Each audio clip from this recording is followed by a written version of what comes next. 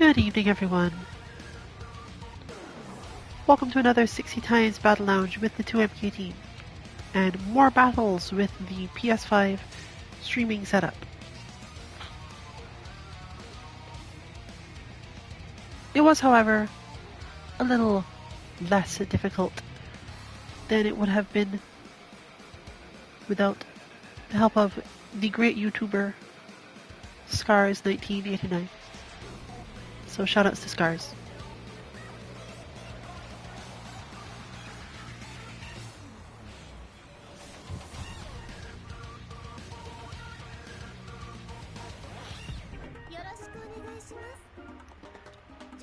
So, with the finding the right button on this end dealt with, we're going into dealing with finding the right button in this game. A lot of the time, reaching your opponent correctly to do what you need done is a matter of using your longest strikes. And if it's not that, it's often about making sure that you hit the one that will evade all of their long strikes while you're advancing.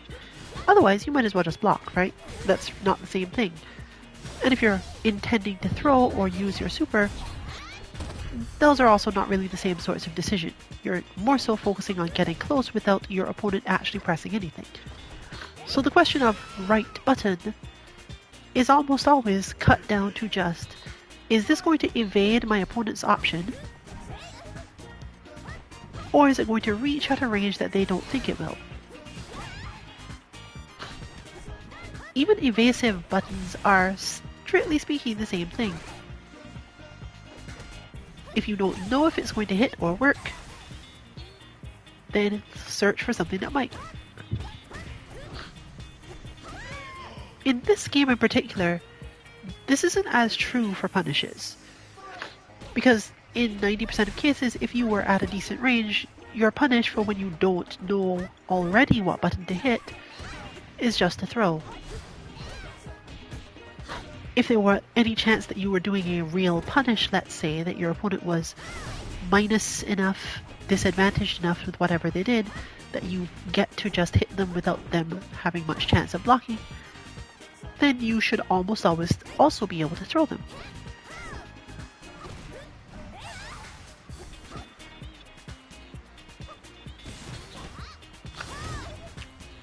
While our earlier EU lounge was loser stays on, this one is back to winners, but you are still in the same restriction of only 3 interactions before you are kicked off, technically. Basically, if you win 3 times, you are going to the back either way.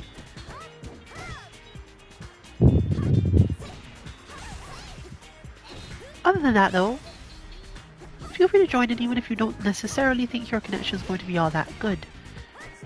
As if it's under certain conditions, probably the person that will have a poor connection to you will take the hit and just not fight you.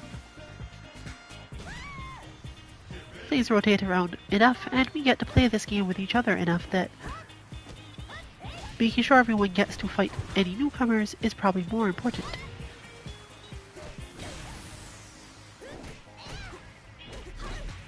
If you're worried about general skill, the current limit is about B rank, I believe. But unfortunately, since people don't always have a rank value that represents their skill, you can't really be sure what will happen. Still,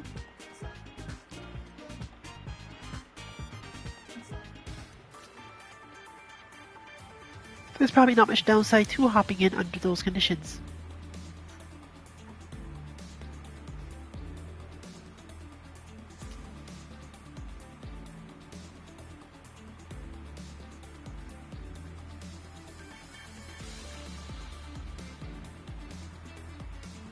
We expect to see more longer range interactions this stream simply because those are the people available, and from games other people have been playing, their mindsets are more likely to be in that space.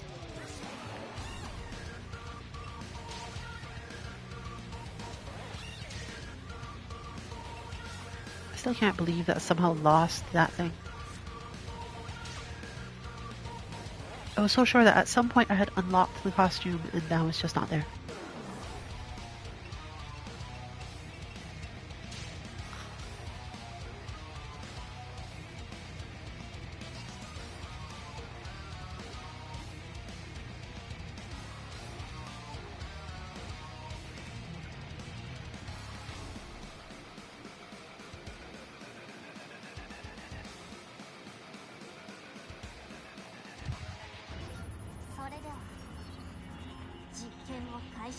For Nico in particular, you have to be very careful with this because she's very linear in a specific way.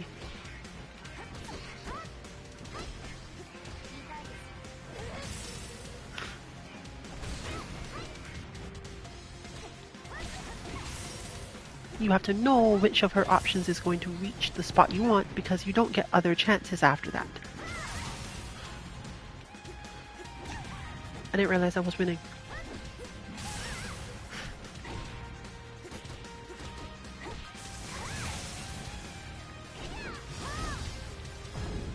Similarly, she's relatively easy to whiff punish if your opponent backs off. So you can instead shift your mindset to believing that you'll be able to reach your spot by just walking. Not necessarily because you will be able to do that, but because she doesn't really worry as much in the same spaces as others, simply because the opponent must pay more attention to these things. They can't afford to let her get close just as part of her flow.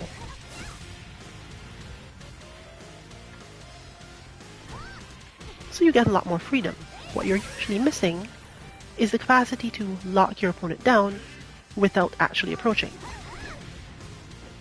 The easy answer to this is usually don't approach. Once you've won, it's over.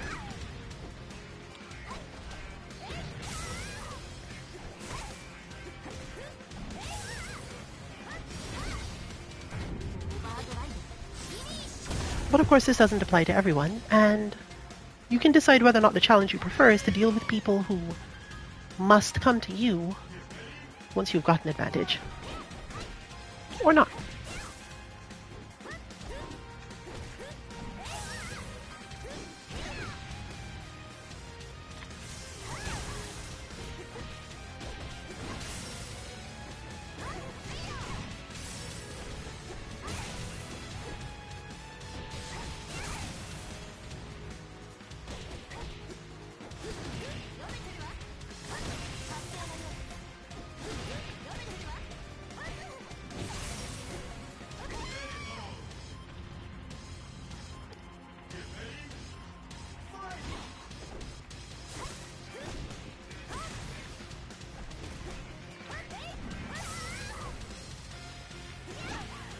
But of course, be ready to switch between the two mindsets as the opponent forces it. I think I hit down back there. Yeah, I did. And I'm not sure if I did it again. Well, probably not.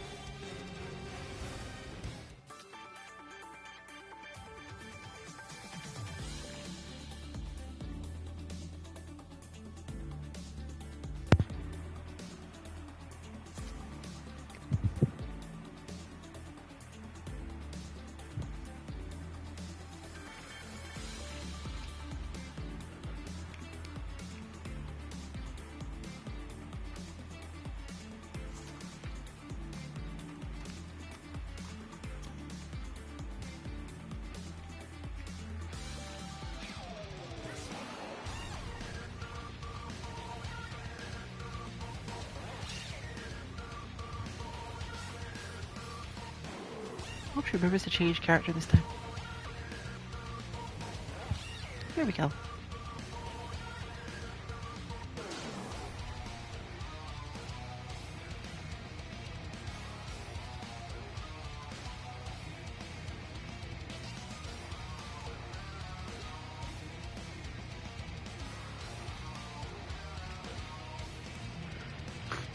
In the previous match, you saw a character who, in general, has such relatively committed long moves that he doesn't follow up on them on block most of the time. He might not even manage to follow up on them on hit in certain situations.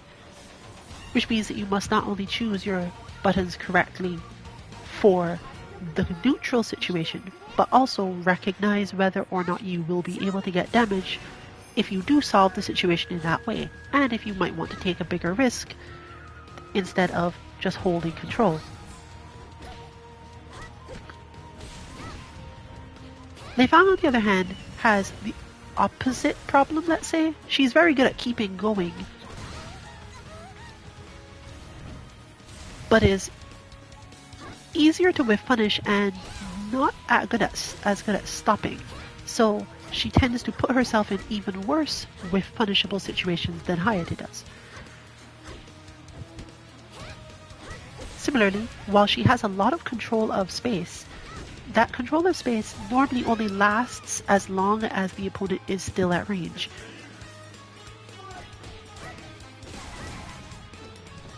Obviously, if you're good enough at holds and throw attacks, this will as a whole not be a problem, but it does still come up consistently. Getting away from opponents can be quite hard without things like break blow, and if you are blocked or do your own moves at the wrong time, you'll end up right back next to them and not advantaged in the matter either. So while she does have quite a bit of space control, be prepared to lose out in situations where you were either too relentless or not quite relentless enough, simply because you're slowly negating this character's strengths every time you get blocked.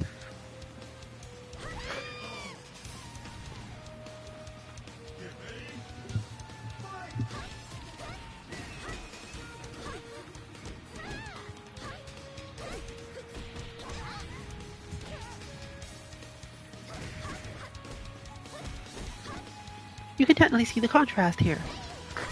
Our Leifang isn't necessarily choosing to use lots of different moves. She's specifically trying to space the same 2 or 3 moves.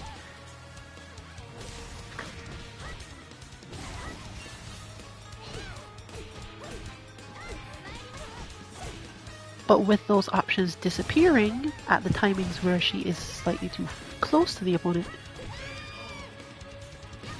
it's easy to become convinced that you should keep moving, should keep striking.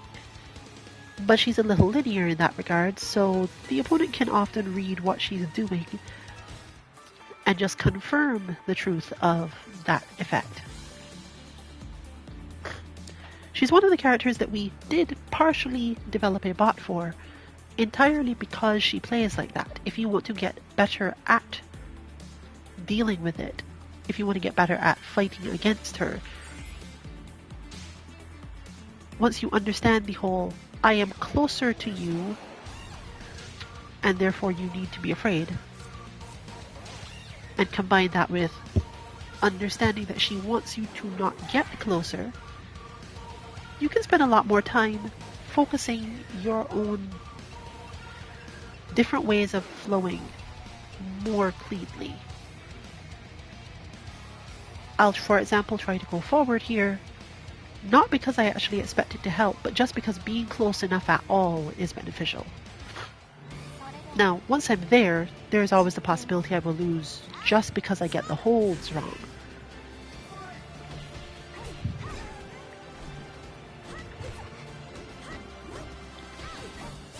But she's not terribly hard to block either, because she's not terribly non-linear.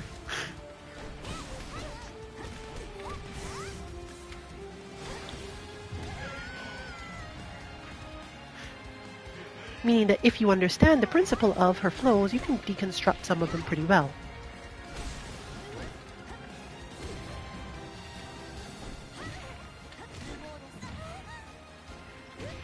In fact, against most players of this character, you can decide which hold to use purely by where she's standing relative to you, and not based on anything about her potential mix-ups. It isn't even about, like, specific things she's doing.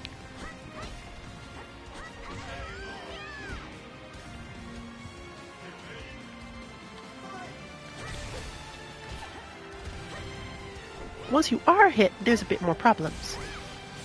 But, you know, don't get hit.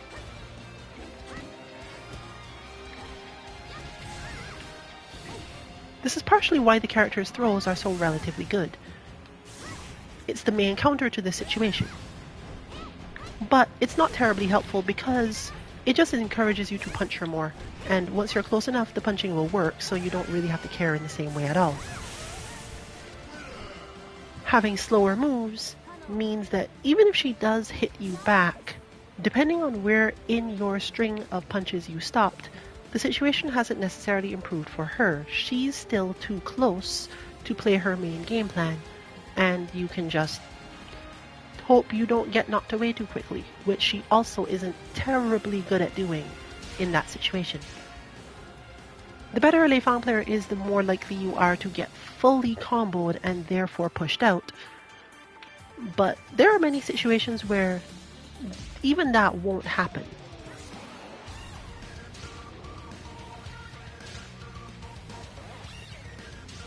And this is another way in which Hayate is the opposite. You cannot tell what height, what type, or anything about which move Hayate is going to use based on distance alone. You might get some clues from startup if you're fast enough to react to those. But in general, my approach here should not be to try to hold things or to control situations so that my opponent thinks they only have one option or another, but to move. And the more I move out of the way correctly, the less effective Hayate is, not entirely because I never get hit, but because it's too hard to keep the damage going if I don't.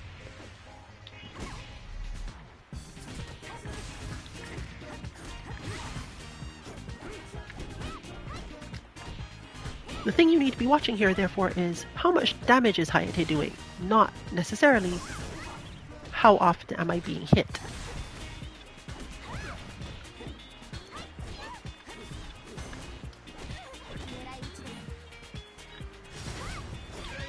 I think I hit that by mistake.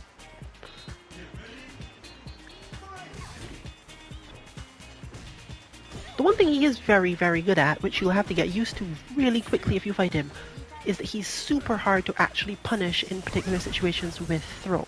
I think it's because his hitbox moves, or he simply becomes crouching for a short period and you have to throw differently, but then you don't reach. I've been trying to figure this out for a while now. No luck so far.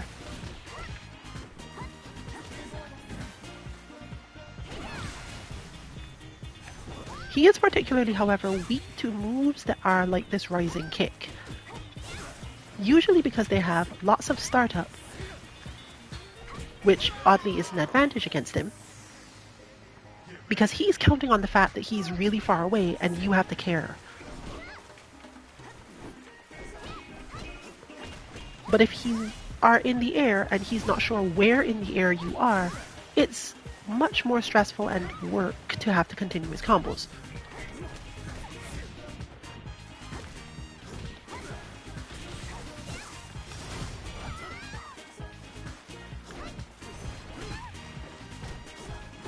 This is technically part of moving as well. But note that once again, I really don't get much chances to throw because he's usually out of position. And the only thing I'm counting on here is, I can outlast you kinda, I hope.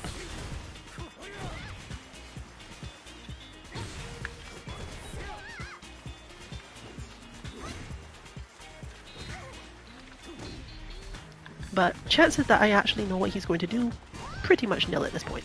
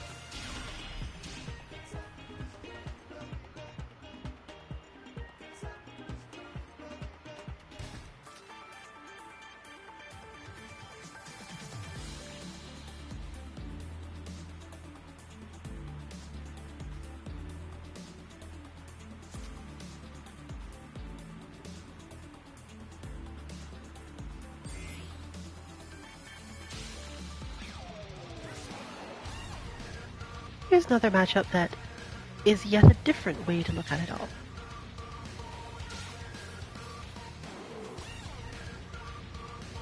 Kokoro sits neatly in between the two things. She has unpredictable things that don't hurt and predictable things that do hurt.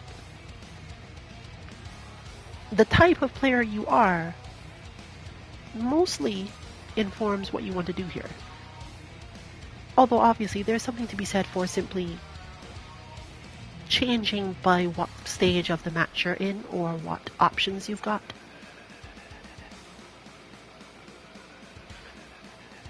But we're not going to do that for now. We're going to focus entirely on showing which is which. We have discussed this on prior streams, but I mean, here we are.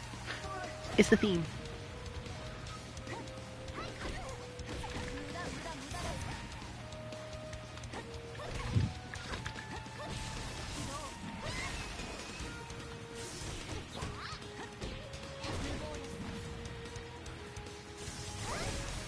There you go. You're getting to see it, although you might not be able to recognize which is which. You'll notice there's quite a bit of time where I'm keeping up just by my opponent's damage being relatively low for whatever reason.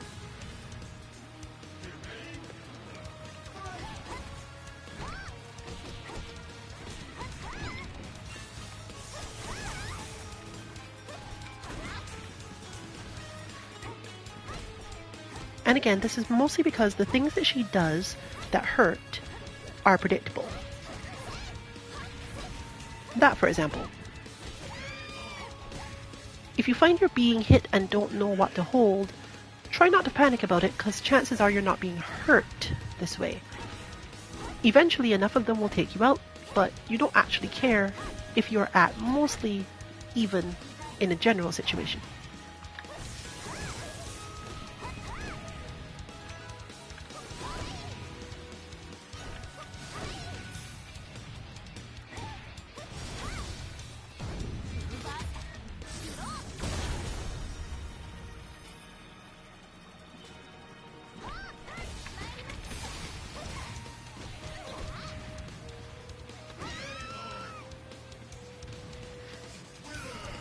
Therefore, it allows me to do things like, notice I have half health. All of your difficult options to react to are going to take like 3 different interactions to get through my health. Whereas, if I try to hit you in the wrong way and allow you to get one of your predictable moves off, I might die in basically 1 interaction. So, just walk forward, freak out your opponent, let them do the unpredictable thing so that they don't get held, and then move on.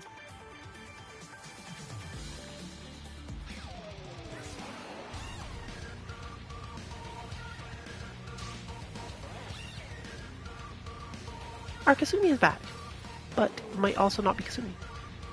I actually don't remember whether or not. I remember Kasumi, Ayane, and... well... the one thing I do remember for sure is that the player is very good at moving in and out of ranges, but not necessarily so great at understanding when to attack. Meaning that if you spend too much time trying to attack this player just to keep them from moving, you will die. But if you keep your focus on the fact that, am I actually in danger right now? And watch out for your options for throws, either as punish or just whiff punish, you're usually better off, even with Kula.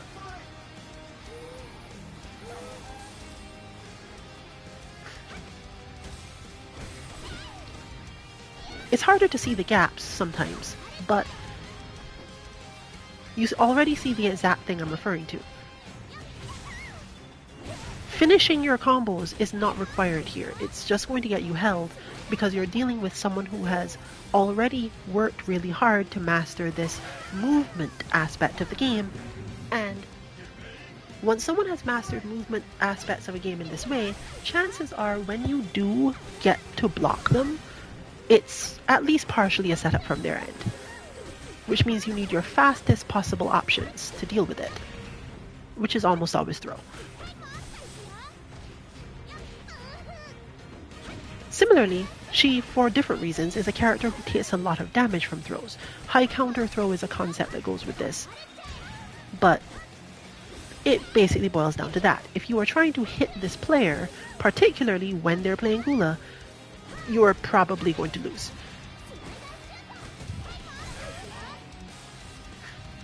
It may be a little bit off-putting / boring to spend an entire match just throwing, but remember, that's not what you're actually doing. The core of the gameplay isn't that you're just aiming for throw all the time. It's that you are recognizing and understanding that the opponent is going to come at you really quickly, and you have to find your right spacings to deal with them.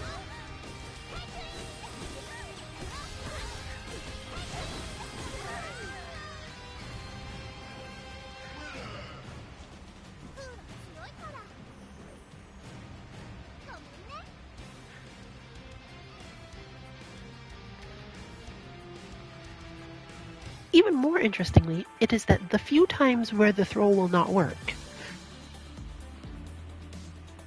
if you're confident, then hold, because it's usually not a timing where her next move is confusing.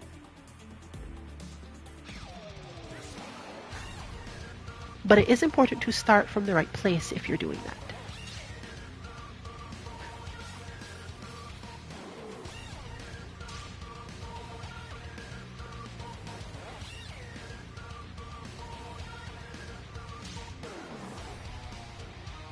Shifting to dark-haired Honoka in a pink ninja costume, also known as the mix-up.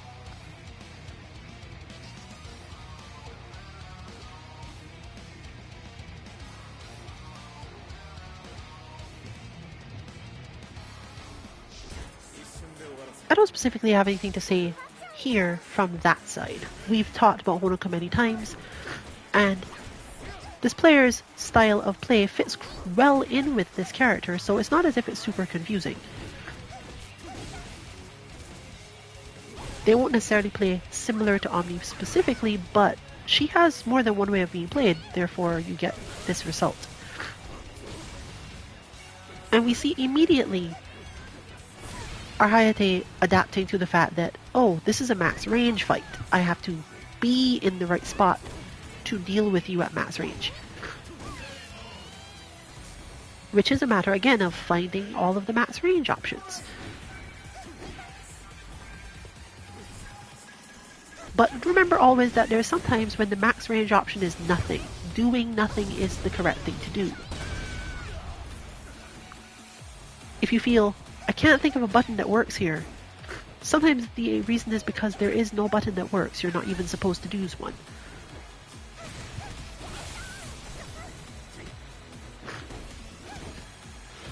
Fortunately, this combines fairly well with Just Fine's defense,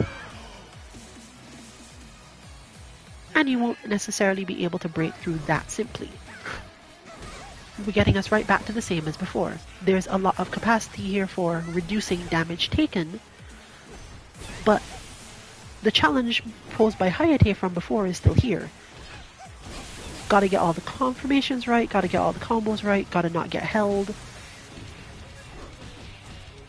But you'll notice that by changing character, the whole throwing thing went away immediately.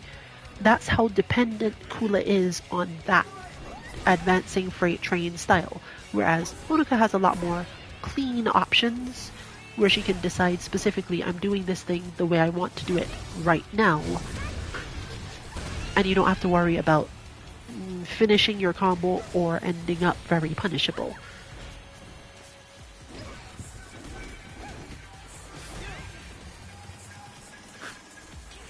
In this match, one of her biggest disadvantages is, one, the small stage we're currently using, and secondly, the fact that Hayate just has better reach. So whenever they are at the end of a scramble or even an interaction string, Hayate gets to move and she basically doesn't. She has some high counter holds and similar moves in order to allow this to be possible, but those are relatively hard reads.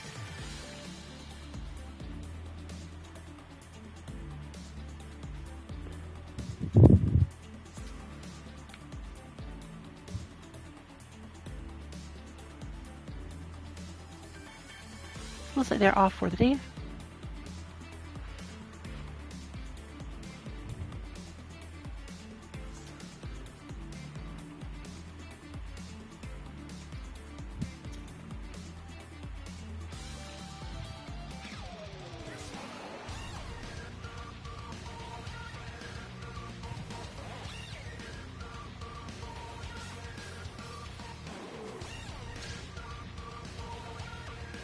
Now here's a match that is a relatively perfect demonstration of the two different ways you can deal with it based on this.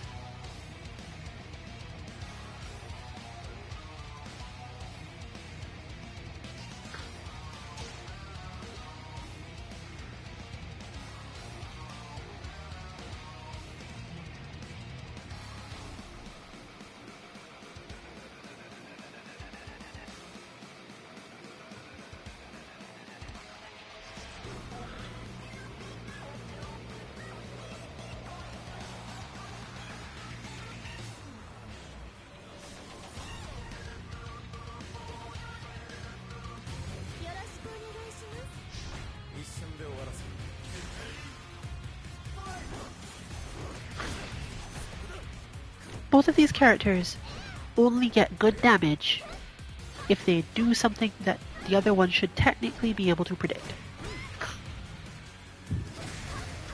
There are obviously exceptions to this in their kit, but by the fact that there are so few that I have to call them exceptions, you can also immediately decide, oh well, I'm going to look out for that because it's your only really good damaging option.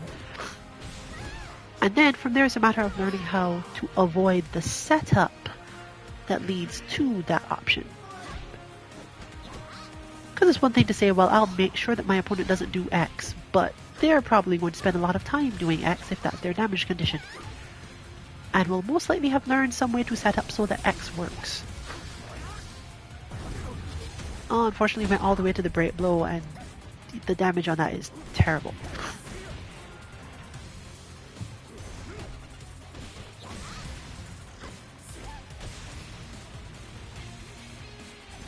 Part of the reason this happens is not as easy to understand if you're used to playing games where there's a lot of difficulty in setting up throw situations.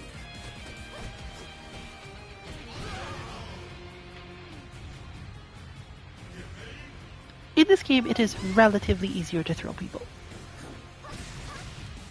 All you mostly have to do is convince them to not hit certain things, make them guard, and in any way whatsoever convince them that they need to make a hold. Again, the problem here with Hayate and Kokoro is that they are not very good at convincing people of that. There are many times where, because the combo requires such variation and the spacing is so precise, I will just let myself get hit by the entire thing.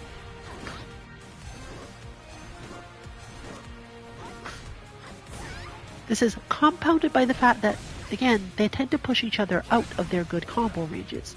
You're almost always making this big read to verify the situation is going to be in your favor. Might as well take the damage this time. In this case, it gives positional advantage, but still, technically not enough.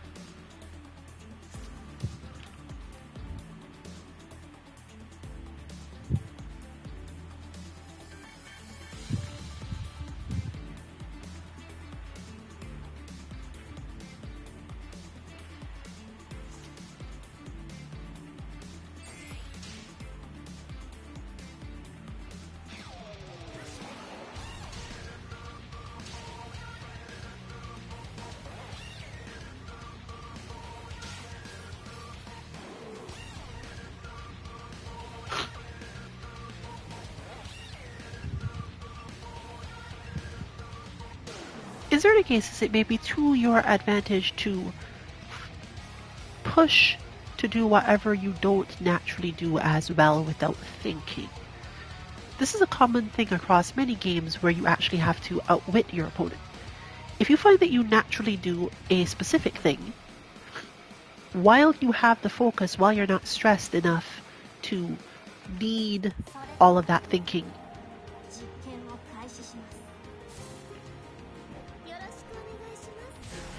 is the best time to actually use it. For example, in this fight, technically the thing I want to do is get control like that, do some footsie stuff, keep control in neutral. But you know what I should do? Punch people in the face because it's easy. It's easy to get myself to just attack in specific ways when I'm not stressed out. If I think I'm going to lose, I'm more likely to try to do kicks and specific spacings and get control of situations and all these things, rather than just remembering, oh, you know what, I can just like hit punch a lot.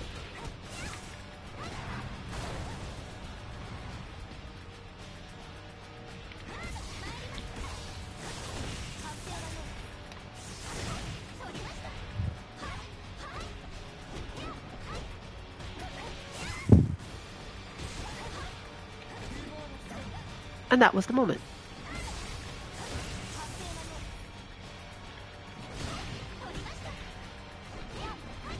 That was a waste of energy in a specific way because of almost the exact same thing. Though a little bit harder to see why, I guess. Yeah, I'm just going to take the combo.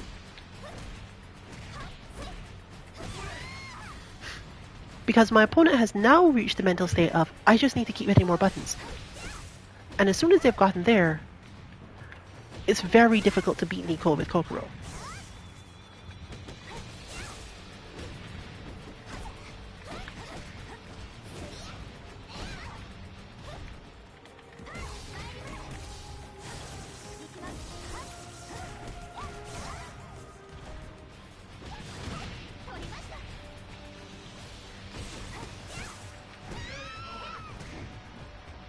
Advantage, basically. Once Nico is in close and punching, you don't necessarily know which kick is going to follow those punches, and you can't do a lot about the punches.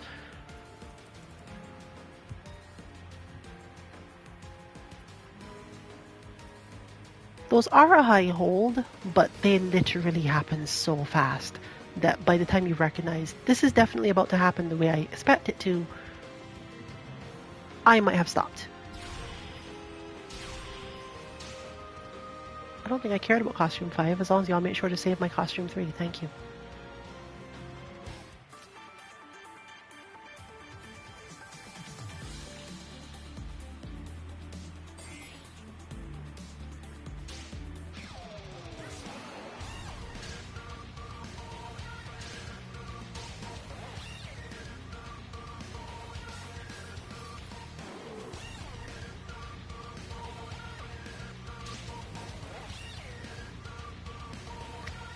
This falls under the same sort of thing that we say all of the time.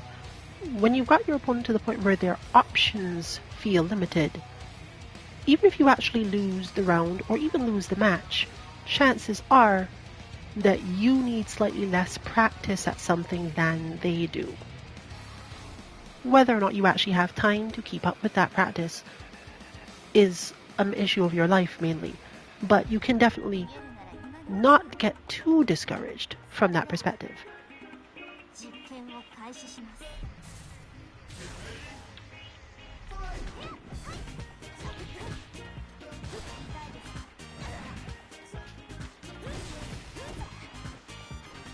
Ayane doesn't really have the same problem, but Nico has some good options for preventing the damage that is normally done to her.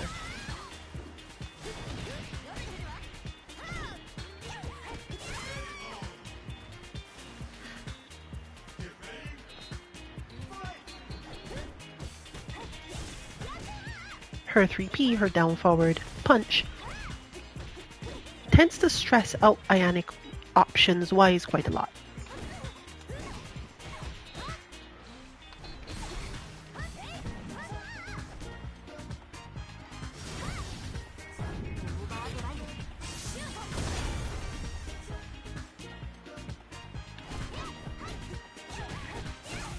The key point is always understanding what your opponent thinks will happen once they're stressed.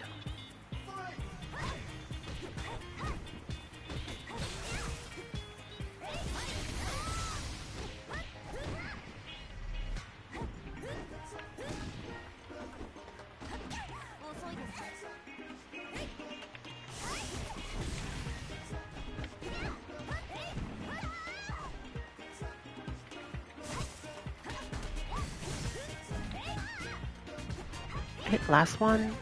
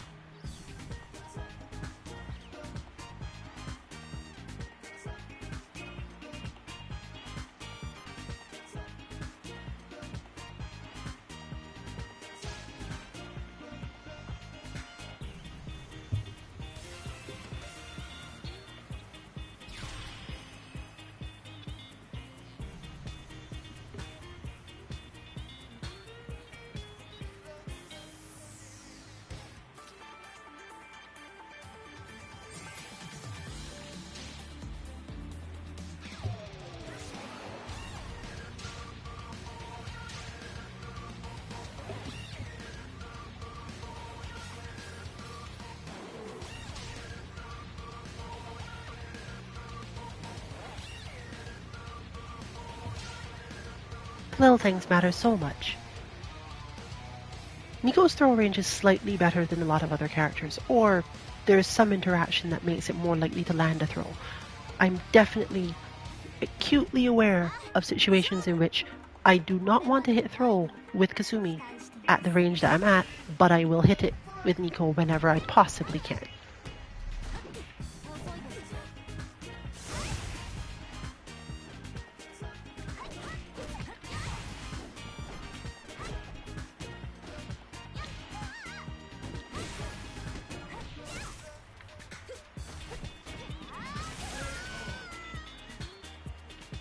This allows her to have a game that is closer to what people consider tick throw. You do keep on striking, but the actual intention isn't necessarily about that.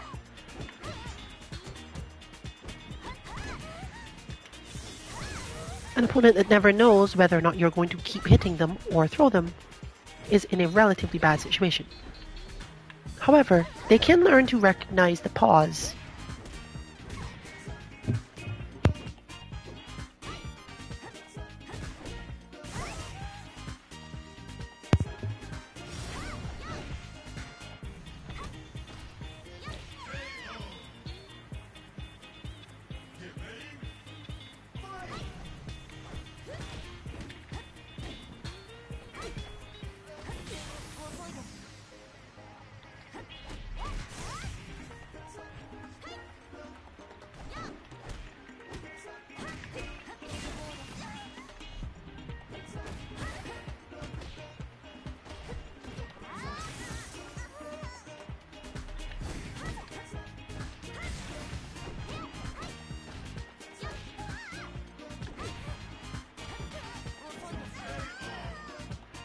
So you simply have to learn to recognize the flinch, which is slightly different.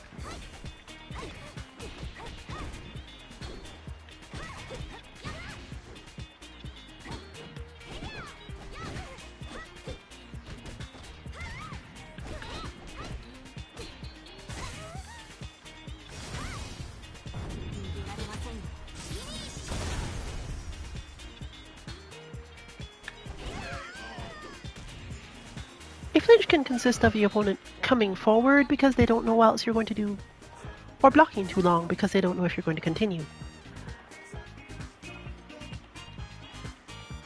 And it won't necessarily serve you terribly well because everyone's flinch is different.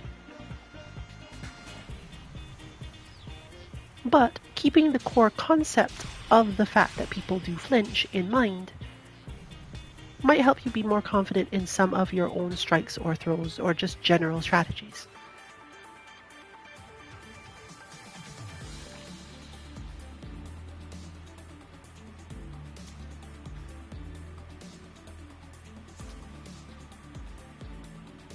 Alright, we rotate through again to Anime Rules 2014. A name so ironic that I don't know what to do with it.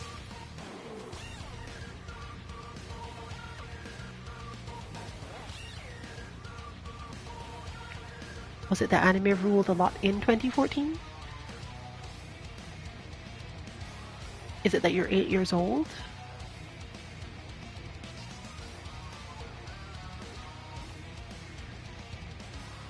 I have to try to remember what came out in 2014. I'm sure there was a lot of anime that ruled then. But I don't think I have enough time in the rest of the stream to go look it up. My Hero Academia is the first thing that comes to mind, but I don't know.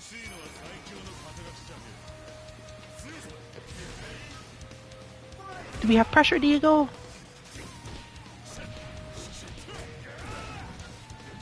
Yes. Pressure Diego with a fairly good understanding of when to use kick, which is perfect because that's about the best you're going to get. Diego is similar to Nico in that there's a lot of situations where you have to be worried that your opponent is just going to stop punching you and try to throw you. He also has relatively quick movements between mids and highs in the same way. And while he can't necessarily do terrifying amounts of damage while slightly outside of range, he's not necessarily lacking in options as a whole. Your best bet, therefore, is to put him in a spot and instead of continuing your own combo at all, hold. Usually mid. Usually mid punch.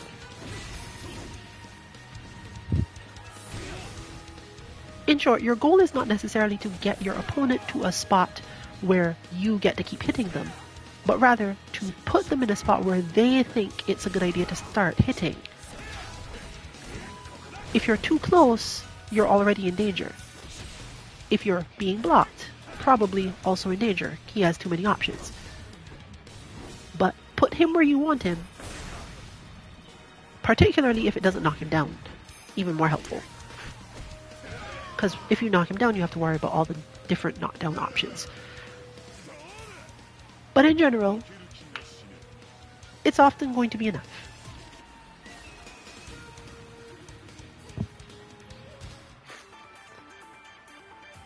And we now go into the last on-stream match of the night. The lounge will probably stay open for a while. I've got no reason to close it. And this one doesn't time out on its own, so...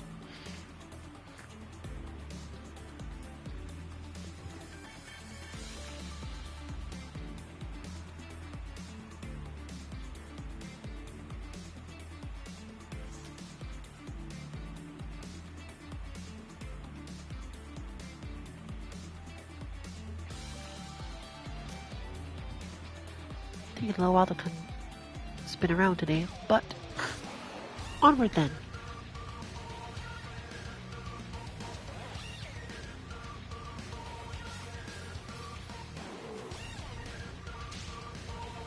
From Diego to base, which is equally helpful because these are the ones that we have bots for.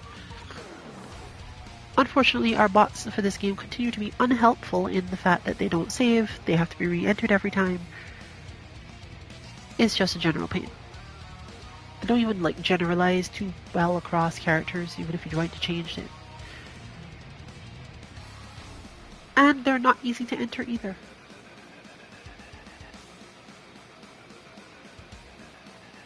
So you shouldn't be expecting to see a lot of deep understanding coming out of this simply because there is a base bot. But even minor explanations and understandings of the character's capacity through the bot, like literally just reading the page and understanding why you would need to care about the different things that the bot's point system gives you, might help a little bit.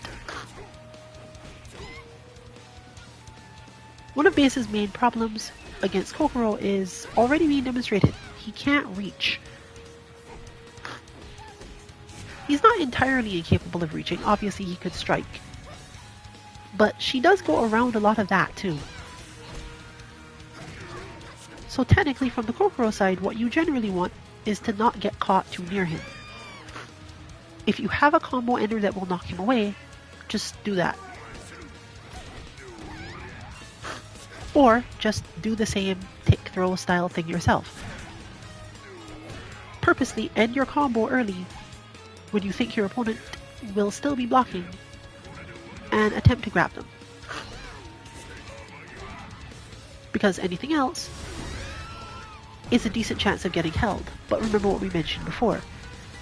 If Kokoro was going to actually do damage, she becomes predictable. And for a character who has powerful throws and relatively powerful holds, that's the last thing you want to be contending with from the Kokoro offense side.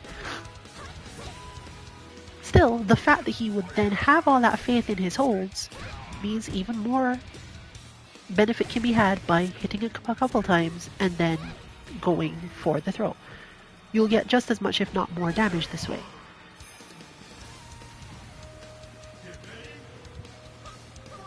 Fortunately, she is a character who has a lot of different ways of doing things and isn't that easy to hold once she's close.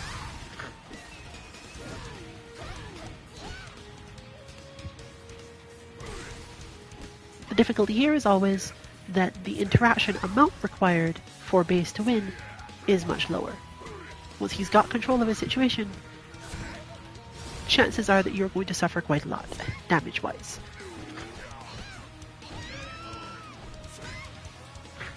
But that brings us to the end of our stream for tonight. If you want to see more of this, hop on in, there's still more space. You can find all of our bots at 2-mk.org, though as again, they don't really relate to this game. And check out our Twitter 2_mk_FGC for information on bot releases when we're streaming. For example, tomorrow's DNF Duel Do Not Falter Battle Lounge. And Monday's Mishmashing for Street Fighter V, among others. But this has been Rillian for Team 2MK. Good luck with your training. Good night, everyone.